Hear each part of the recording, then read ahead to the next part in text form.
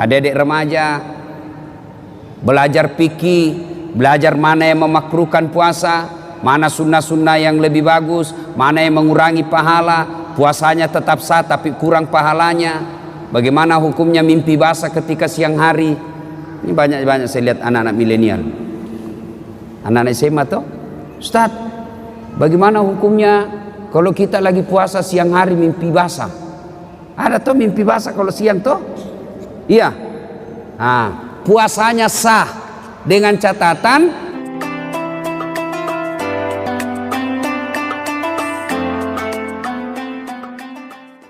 adik-adik remaja, belajar fikih, belajar mana yang memakruhkan puasa, mana sunnah-sunnah yang lebih bagus, mana yang mengurangi pahala, puasanya tetap sah tapi kurang pahalanya, bagaimana hukumnya mimpi basah ketika siang hari.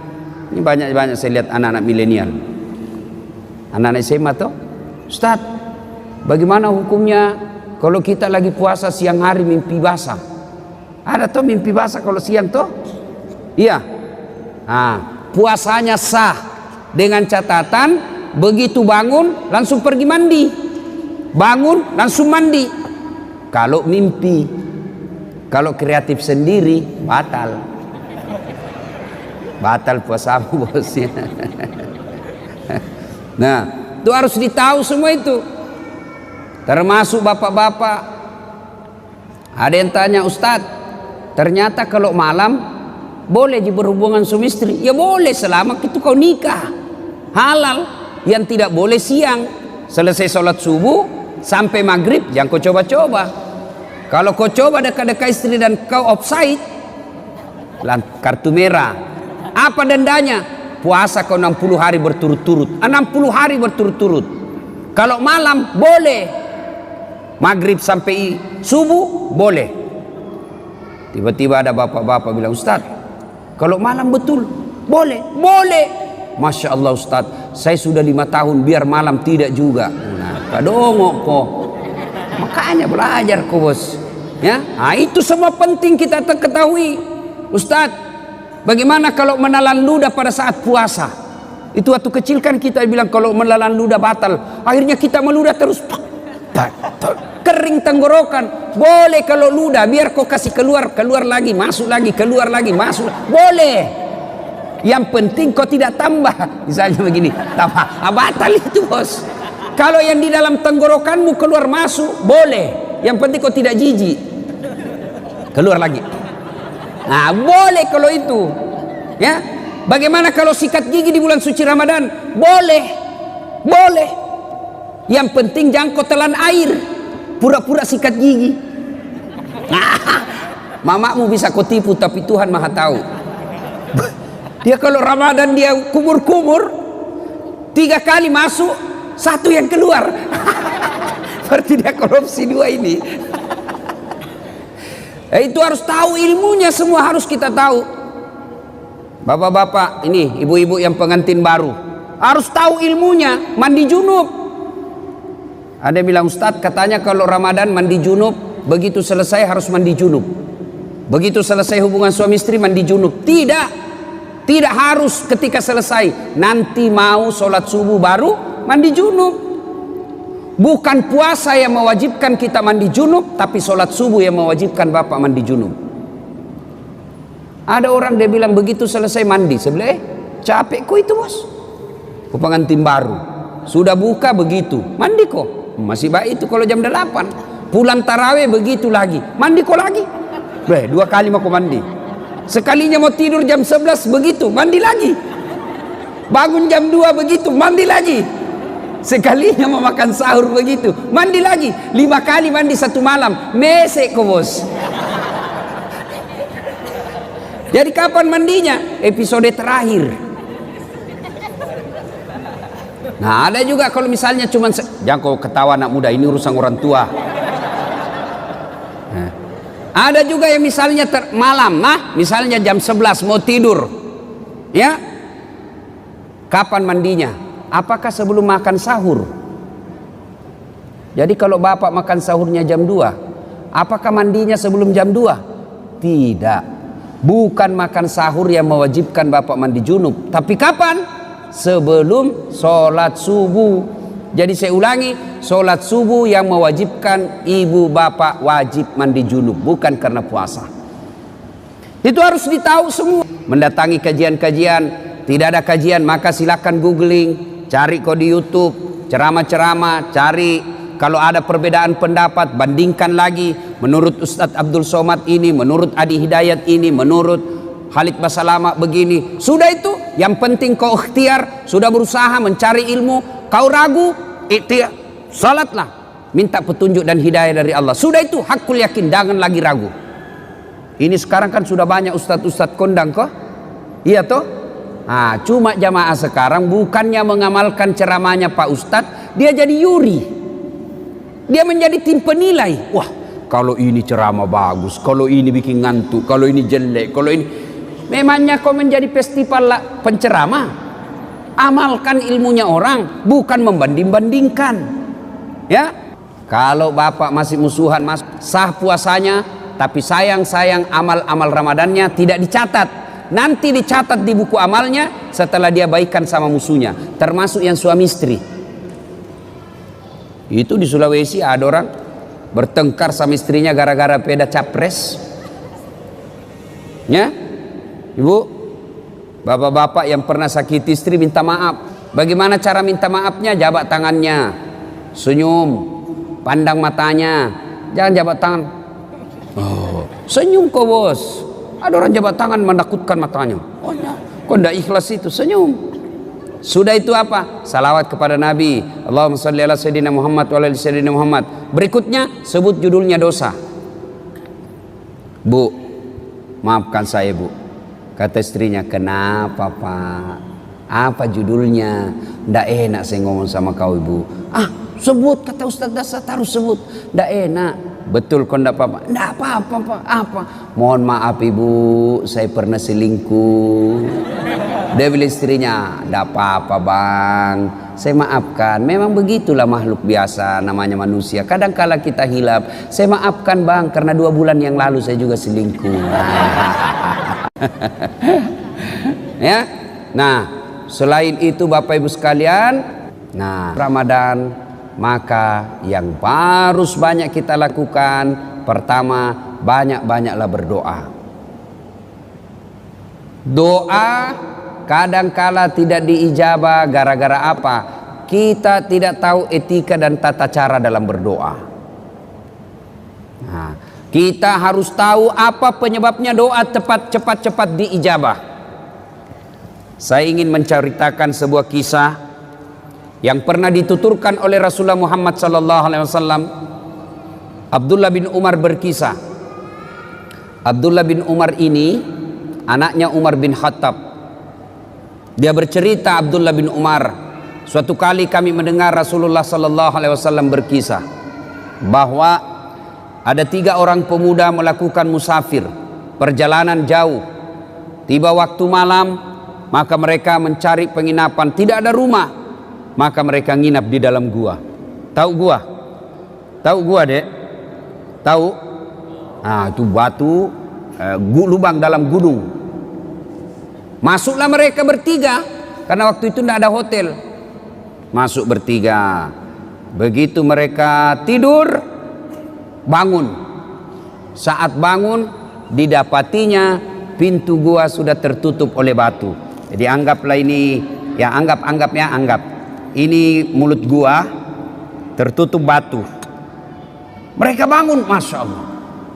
Inna lillahi wa inna ilaihi rajiun. Tertutup pintu. Dia dorong, tidak bisa terbuka. Dorong lagi, tidak bisa terbuka. Akhirnya satu di antara mereka berkata, ayo kita minta pertolongan Allah.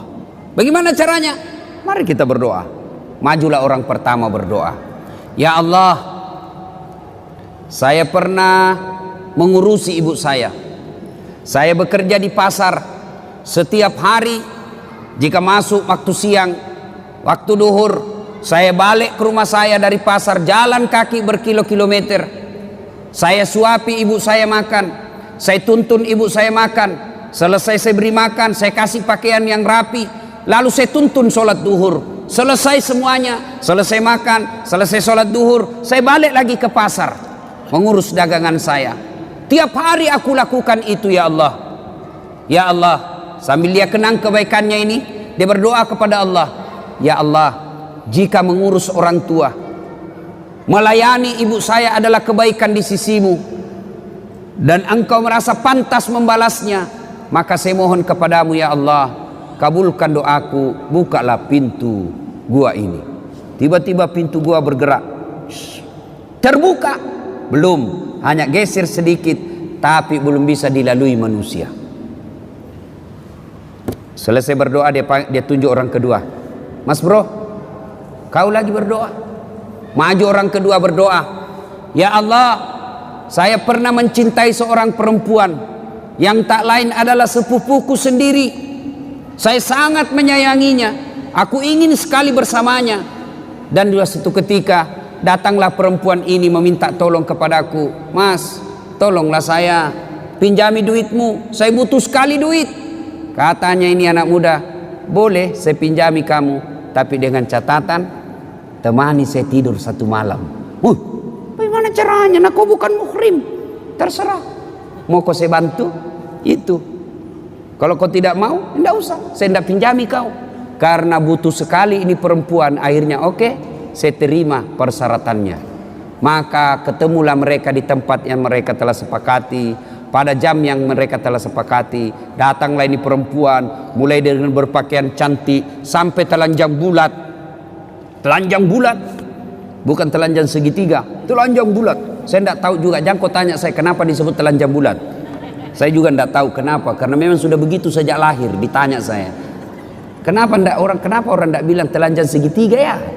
Telanjang segi empat atau telanjang persegi empat, telanjang bulat. Tidak tahu kenapa, jangan kau tanya saya tidak tahu jawabannya. Dia sudah telanjang bulat ini perempuan, ini laki-laki sudah mau mendatanginya. Tiba-tiba laki-laki ini seolah-olah melihat rambu lalu lintas. Huruf P silang warna merah. Dilarang parkir. Oh, tidak jadi ini laki-laki. Astagfirullah. Dia tinggal, dia palingkan pandangan.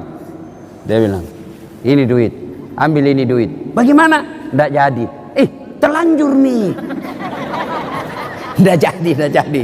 Jadi, kau tidak usah utang, ambil saja ini duit. Saya bantu kau lillahi ta'ala. Kira-kira kalau kau bos, tak kalah nih deh. Masya Allah. Dia tinggalkan sambil mengenang kebaikannya itu. Lalu dia berdoa kepada Allah. Ya Allah, jika pada saat itu saya mampu mengendalikan diri, saya tidak berzina padahal dia sudah di depan mata saya. Saya tidak berzina karena saya takut kepadamu ya Allah. Jika itu adalah kebaikan di sisimu, saya mohon kepadamu ya Allah, kabulkan doaku, bukalah pintu ini. Akhirnya bergetar lagi tuh pintu gua, tapi belum bisa dilewati. Maju orang ketiga. Kau yang terakhir. Majulah orang ketiga. Ya Allah, saya pernah punya pegawai. Sebelum dia gajian dia pergi merantau, maka aku simpanlah dia punya gaji bulanan. Gaji bulanan itu kemudian saya belikan seekor kambing perempuan, kambing betina hamil tidak ada suaminya. Kenapa ketawa? Namanya juga kambing. Wajar, masa ada kambing akad nikah. Tapi sekarang banyak ton cewek saingan sama kambing. Hamil tidak ada suaminya, deh beleng-beleng. Kambing lalu saya pelihara dengan baik, mulai dari 1 ekor beranak pinak menjadi puluhan ekor, kemudian menjadi ratusan ekor. Pada saat jumlahnya sudah ratusan ekor, datanglah pegawai saya ini menagih dan meminta gajinya. Mana gajiku? Lalu dia berkata, tuh gajimu, tuh ada di kambing, ada semua itu kambing di lapangan. Maksudnya apa? Itu gajimu itu hari yang duitmu saya belikan kambing lalu beranak pinak. Itu semua kambingmu itu. Benar, iya itu kambingmu semua ini. Iya, ambil semua. Dia ambil semua itu kambing, tidak tersisa satupun. Ini juga orang tidak tahu berterima kasih. Masa kau tidak simpan 1 ekor? Diambilnya semua. Ya Allah, jika memelihara amanah dan tanggung jawab adalah kebaikan di sisimu, dan itu patut mendapat balasan, maka balaslah kebaikanku ini dengan mengabulkan doaku, ya Allah, bukalah pintu gua ini. Alhamdulillah pintu gua bergeser. Alhamdulillah lagi mereka sudah bisa keluar. Nah, ini hadisnya Imam Bukhari pada nomor hadis kalau saya tidak salah 119 dikisahkan ini. Nah, dari kisah ini apa pelajaran yang bisa kita ambil? Apa pelajaran yang bisa kita petik dari kisah ini? Pertama, ternyata tidak ada manusia yang tidak ada masalahnya. Adik-adik, ada enggak di sini yang tidak ada masalahnya? Ada? Jatuh cinta, apa masalahmu? Dia suka enggak saya? Nah, sudah disuka, selesai masalahmu? Belum. Lamar, dia terima enggak saya? Sudah dilamar, selesai masalah? Tidak, masalah baru. Apa? Uang panai. Orang Bugis uang panai, cocok enggak? Oke, diterima uang panai, masalah selesai itu, menikah. Sudah menikah, selesai masalah? Tidak. Apalagi mau punya rumah. Sudah punya rumah, selesai masalah? Tidak. Mau punya anak. Sudah punya anak, selesai masalahnya? Tidak. Langsung tua dilihat istrinya, jelek lagi dilihat istrinya, mau lagi kawin lagi. Coba, tidak, orang tidak ada masalah, semua ada masalah. Bahkan ini saya lihat semua ini muka-muka penuh masalah ini semua ini. Yang paling banyak masalahnya sekarang itu caleg yang tidak terpilih dan banyak utang balehonya. Itu paling banyak masalahnya itu. Ayo, tidak ada orang tidak ada masalahnya. Semua punya masalah. Belajar dari kisah tadi. Jangankan kita yang tinggal di kota Batam, ini saja manusia dalam gua ada masalahnya, apalagi kita. Jangankan kita yang banyak dosa dan kesalahan, yang hampir tiap hari punya dosa, hampir tiap hari punya maksiat. Nabi dan Rasul tidak ada dosanya itu Nabi Muhammad. Apa tidak punya masalah? Penuh dengan masalah hidup beliau. Rentetan masalah dan masalah. Masih 6 bulan sudah lahir, belum lahir sudah meninggal wafatnya. Wafat bapaknya baru 3 hari diambil ibu susunya Halimatus Sa'diyah. 4 tahun bersama ibu susu kembali ke ibunya. Baru 2 tahun bersama ibunya, meninggal pula ibunya ketika usia 6 tahun. Diambil oleh kakeknya, baru 2 tahun bersama kakeknya, meninggal pula kakeknya, diambil oleh pamannya. Usia 12 tahun mereka Rasulullah sudah mulai berperang. Ikut perang, bukan perang agama tapi perang kelompok. Usia 16 tahun mulai berdagang bersama paman beliau, jalan kaki naik onta ke Syam. Penuh dengan masalah. Di Mekah diusir dari kampungnya. Siapa yang mengusirnya Nabi? Bukan orang lain. Siapa yang mengusirnya? Pamannya sendiri. Nabi saja penuh dengan masalah. Minta pertolongan ke Taif. Apa dibantu di Taif? Tidak, dilempari satu kampung di Taif. Nabi penuh dengan masalah. Apalagi kita, kalau begitu bukan masalah kita. Masalah kita adalah bagaimana mengatasi masalah. Itu. Kalau Nabi ada masalahnya, beliau ambil wudhu, sholat, hajat, minta pertolongan kepada Allah. Kita ada masalah, ambil HP, update status, berdoa di Twitter, berdoa di Facebook. Sedikit-sedikit, ya Allah lindungilah suamiku, ya Allah murahkan rezekiku. Update status lagi, ya Allah halalkan segala usahaku. Sibuknya itu Tuhan mau baca statusmu. Jangan berdoa di status bos, berdoa di atas sajadah selesai sholat. Maka adik-adik ketika ada masalah, diajarkan Ali dari kisah ini, semua ada masalah. Tidak ada manusia yang tidak ada masalahnya. Kamu pikir ustadz tidak ada masalahnya? Wow, ustadz juga banyak masalahnya. Satu hari dikasih 5 ceramah, masalah itu juga itu. Capek orang bos. Coba, kadangkala datang capek kita, selesai ceramah disuruh lagi selfie. Selfie ustaz, selfie lagi selfie. Orang sudah keringatan, capek, selfie. Disuruh senyum, orang capek ini. Coba. Semua orang punya masalah. Tidak ada orang tidak punya masalah. Semua orang punya masalah. Alhamdulillah, Allah cuma minta sabar, sempurnakan sholat. Ya, ada masalah, ngadulah kepada Allah, berdoalah kepada Allah. Ya. Belajar lagi dari kisah ini. Ternyata dalam berdoa boleh menyebut kebaikan. Dalam berdoa ibu boleh menyebut kebaikan, tapi bukan menyebut kebaikan kepada manusia, tapi menyebut kebaikan kepada Allah. Yang berdosa yang tidak boleh, bapak cerita ke tetangga, kau tahu Dasat Latif itu dari Makassar, itu jadi ustadz saya kasih sekolah itu dari SD sampai SMP. Saya lihat itu dia tidak ada papanya, saya yang kasih sekolah, tidak jadi manusia itu kalau bukan saya. Tidak boleh begitu, tidak boleh. Tapi menyebut kebaikan kepada Allah ketika berdoa boleh. Ya Allah, saya pernah ngurus anak yatim piatu. Sepupu saya sekolahkan. Mulai dari SD, SMP, SMA, kuliah. Lalu aku nikahkan dengan wanita baik-baik. Lalu dia sekarang sudah menjadi orang yang berhasil. Jika itu adalah kebaikan di sisimu ya Allah, kabulkan doaku ya Allah. Murahkan rezekiku ya Allah. Boleh. Ya Allah, saya pernah mencintai seorang wanita ya Allah.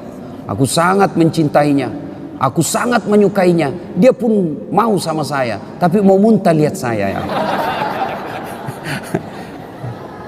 Nah, boleh menyebut kebaikan-kebaikan, boleh. Ya. Yang ketiga, hikmah dari kisah ini. Ternyata yang bisa menyebabkan doa cepat diijabah Allah, cepat dikabulkan Allah, satu, birrul walidain. Berbuat baiklah kepada kedua orang tua. Bapak yang masih ada orang tuanya, mau cepat dikabulkan doa, urus orang tua dengan baik. Adik-adik mau cepat kerja yang baik, tidak usah kau cari muka sama pejabat. Kau sudah punya muka itu. Ada kan orang suka sekali cari muka. Siap Pak, siap. Apa siap? Lebih kau cari muka sama orang tua Allah. Dengan cara apa? Cari muka pada Allah. Dengan cara apa? Muliakan orang tuamu. Muliakan orang tua. Itulah sumber berkah. Banyak diantara kita cari berkah ke guru, cium tangan ulama, datang ke makam ini, ziarah ke makam ini. Lalu ibumu di rumah kau tidak urus, gimana mau baik hidupmu? Ada ndak orang yang mencintai kita seperti cintanya orang tua? Ada ndak orang yang sayang kepada kita melebihi cintanya orang tua? Tidak ada. Inilah orang tua yang sangat mencintai kita. Bu, ada ndak orang mau kerja 24 jam tidak digaji? Ada. Siapa? Ibumu. Itulah orang tua. Kerja 24 jam ngurus kita, tidak pernah minta digaji, malah dia yang kasih kita duit. Itulah orang tua. Berbuat baiklah sama orang tua. Adik-adik, bagaimana cara berbuat baik sama orang tua? Satu, suara tidak boleh lebih keras dari ibu. Itu jelas, itu protapnya. Dalam Quran sudah jelas sekali protapnya. Imma yablughanna indakal kibra ahaduhuma au kilahuma fala takul lahuma uf wala tanharhuma wa kullahuma kaulan karima. Itu sudah ada dalam Quran itu. Jangan kau berkata sakit hatiku Ustaz. Berapa sakit hatimu dibanding sakitnya melahirkan? Ada kan ibu, ada kan anak-anak kasihan itu, siapa yang besarkan? Neneknya. Sejak lahir ditinggal sama ibunya. Ibunya pergi menikah lagi, bapaknya menikah lagi. Akhirnya ini anak dibesarkan oleh neneknya, disekolahkan dengan baik, dapat kerja yang baik, ternyata baru pulang ibunya. Ibunya gagal pernikahan keduanya, bapaknya pun demikian. Lalu datanglah ini orang tua ke anaknya yang tidak pernah diurusnya. Ini anaknya marah. Apa bapak saya, dia terima beres, ibu saya tidak pernah diurus. Biar kau kasih haji ibumu 2 kali. Kau belikan ibumu 1 kilo emas.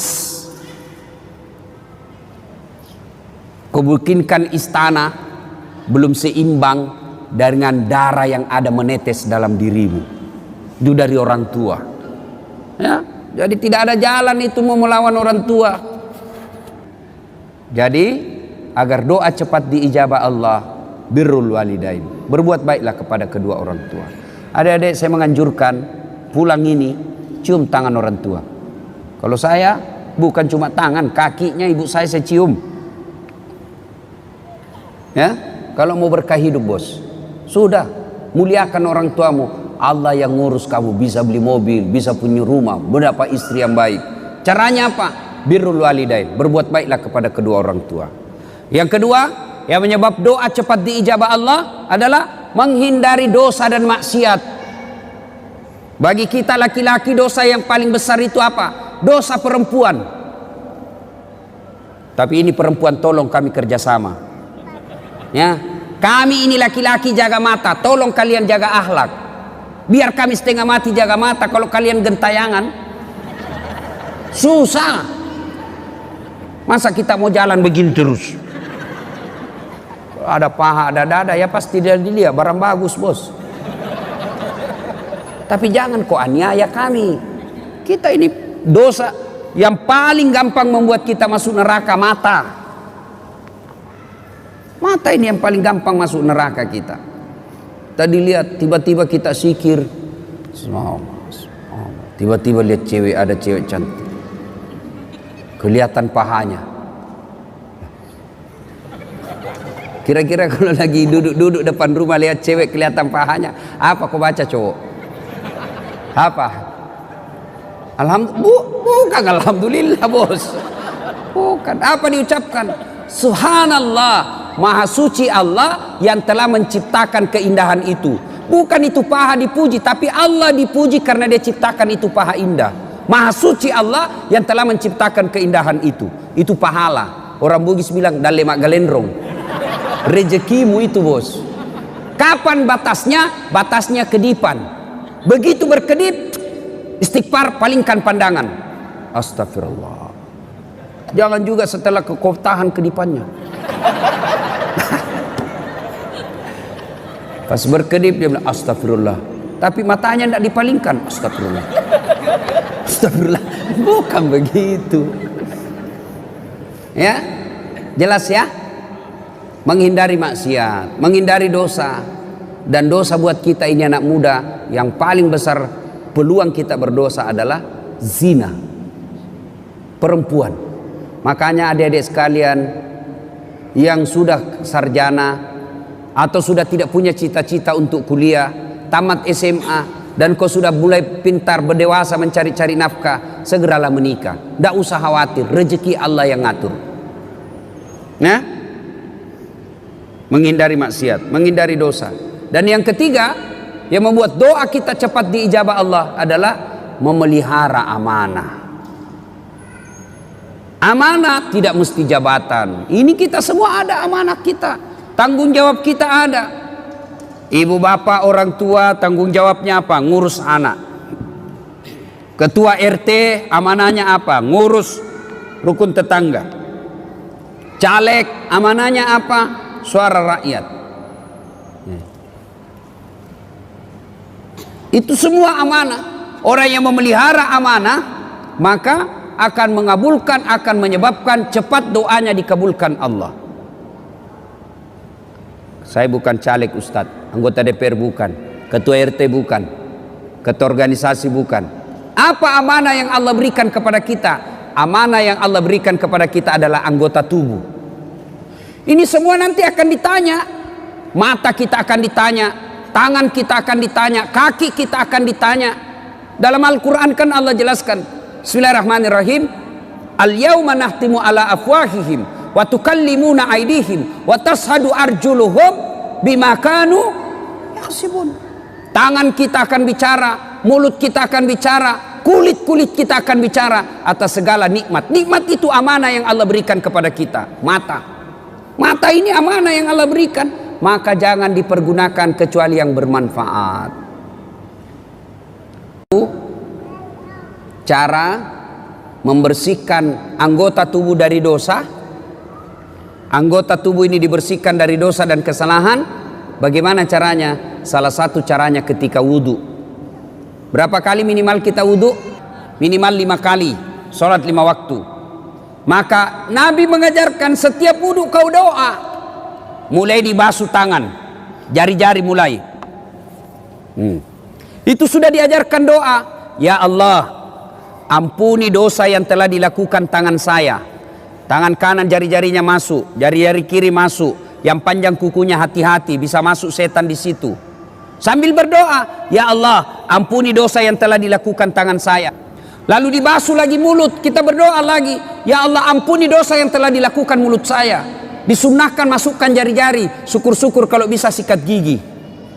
Ya Allah, ampuni dosa yang telah dilakukan mulut saya. Apa dosanya mulut? Gosip. Nah ini aslinya ini perempuan.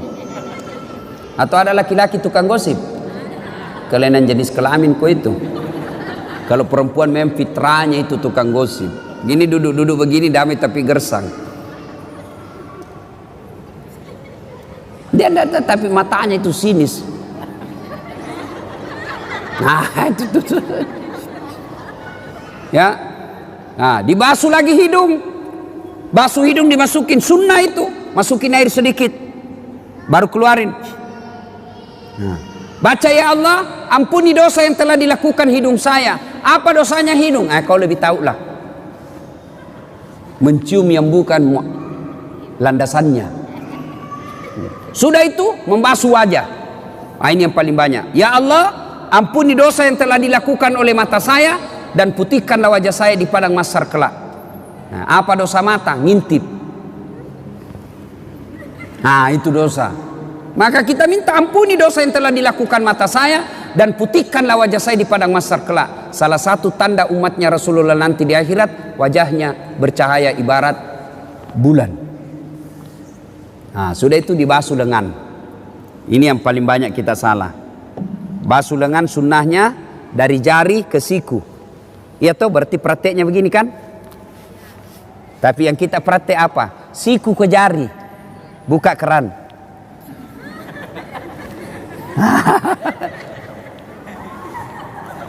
Salahkah? Tidak salah tapi tidak sunnah. Sambil terima telepon malah itu ini.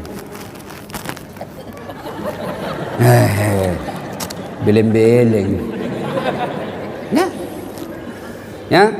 Nah, pada saat itu kita berdoa lagi, ya Allah, ampunilah dosa yang telah dilakukan oleh tangan saya dan berikanlah kitab kebaikan saya nanti di akhirat menerima tangan kanan. Itu kata Nabi, siapa orang yang diberikan kitab kebaikannya, ijazahnya, raporannya dengan tangan kanan atau dari depan, maka dia masuk surga. Sebaliknya, apabila diberikan kitabnya dari tangan kiri atau dari belakang, maka dia masuk neraka. Maka kita berdoa, ya Allah, berikan catatan kebaikanku nanti di akhirat menerima tangan kanan. Ya, sudah basuh itu. Berikutnya membasuh rambut.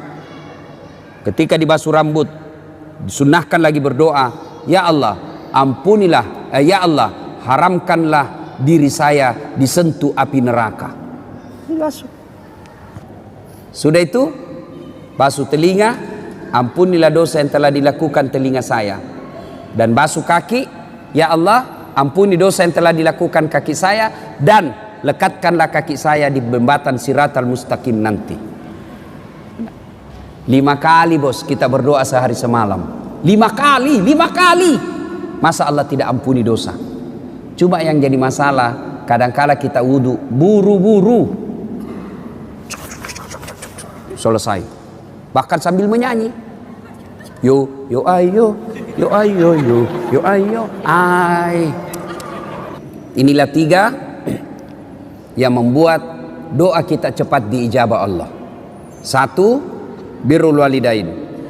2, hindari maksiat. 3, memelihara amanah.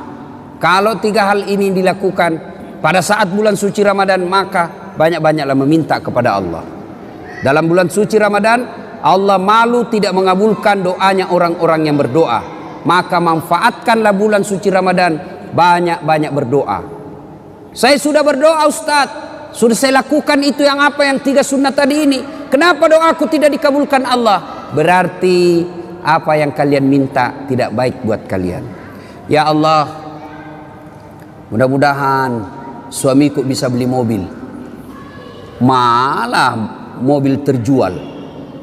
Allah tahu ibu, kalau ada mobilnya suami dipakai selingkuh. Allah tahu. Ya Allah, mudah-mudahan saya bisa lulus universitas terkemuka sesuai cita-cita dan impianku. Tidak lulus, jangan sangka buruk, sangka baiklah. Berarti apa yang kalian itu minta tidak baik buat. Ya Allah, mudah-mudahan bapakku tulus nyalek, kok ndak lolos, berarti bukan itu yang terbaik. Dan Rasulullah sallallahu alaihi wasallam pernah mengisahkan di surga kelak ada orang masuk surga lalu diberi hadiah oleh Allah. Nih hadiahmu, ini banyak sekali hadiah. Lalu orang ini berkata, ya Allah, banyak begitu kau kasih saya, rasanya amal yang saya lakukan di dunia tidak sebanyak ini, kenapa banyak begini? Ibaratnya amalnya cuma 5, Allah kasih 5.000. Lalu Allah menjawab, ketahuilah itulah doa-doamu yang tidak aku kabulkan ketika kau hidup di dunia, karena saya tahu kau tidak mampu memikul apa yang kau minta itu.